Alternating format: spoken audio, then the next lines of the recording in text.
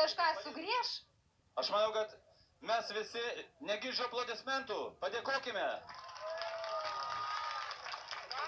Tuo pačiu ir koncertą vedė Angelė Kiliuvienė. Ir Aleksas Lemanas.